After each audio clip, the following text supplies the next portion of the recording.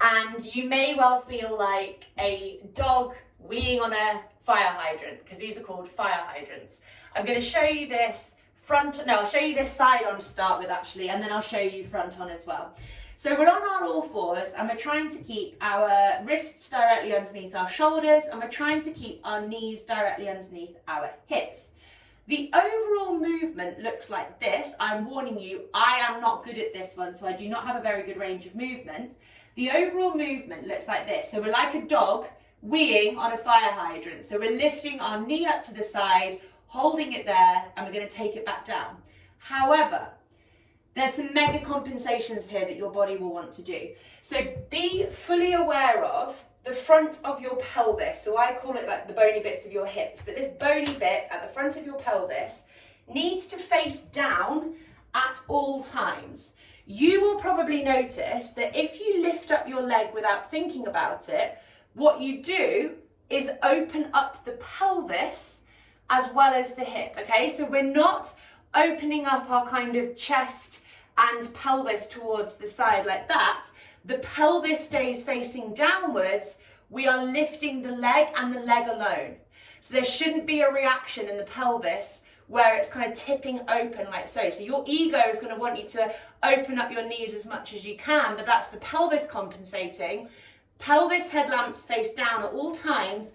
We're using that strength in the side of our hips that we've already woken up to lift up our knee as far as you can go. And you can see there how different my range of movement is when I'm doing that versus that, okay? This is easy for me. That is harder because it isolates these guys more.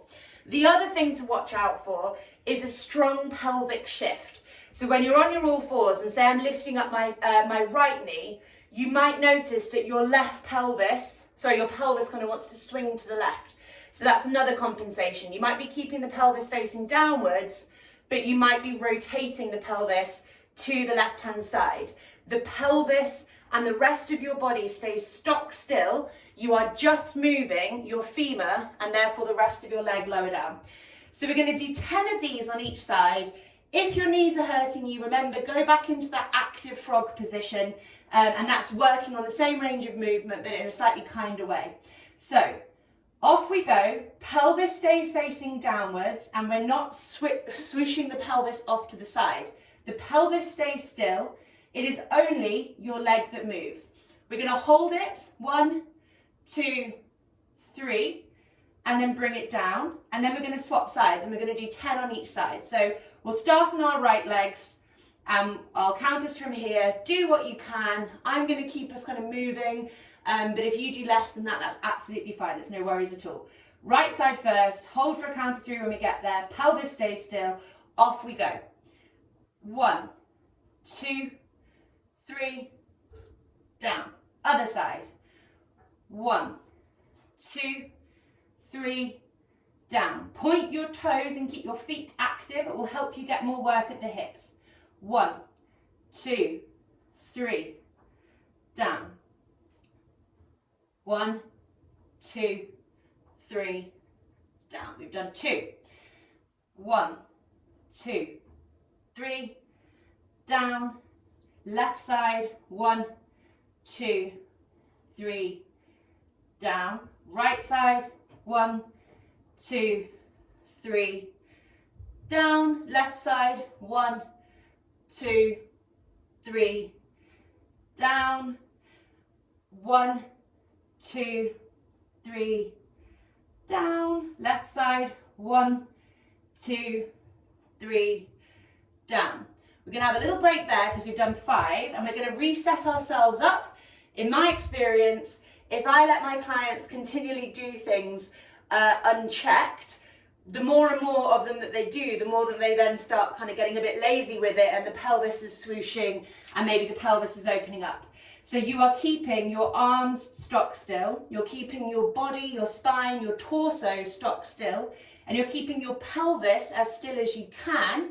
There will be some movement probably. I know that there's some movement through mine, but in an ideal world there wouldn't be. And we are thinking about a dog cocking its leg up to do a wee-wee, to use a nice term, and we're not shifting the pelvis in order to do that. And if you're doing it correctly, you should feel all sorts of stuff happening here on the outside of the hips. This is abduction, okay? This is true abduction of the hip.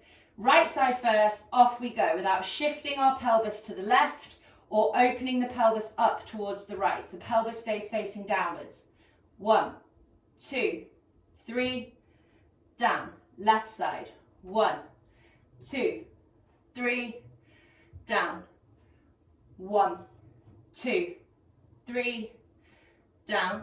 Left side. 1, 2, 3, down. Right side. 1, 2, 3, down. 1, 2, 3, down. Last two. 1, 2, 3, down. Left side. 1, 2, 3, down. Last one. 1, 2, 3, down. And actual last one. 1, 2, 3, down. So hopefully most of you are feeling that in the right place. Those are the muscles that are responsible for taking your legs away from your body. And what most people end up doing in some capacity is compensating with their pelvis or their lower back, and then they get pelvic pain or SI joint pain or problems in their lower back. We need to wake up the muscles here so that these guys can chill out and do their own jobs. We're going to come back to the floor.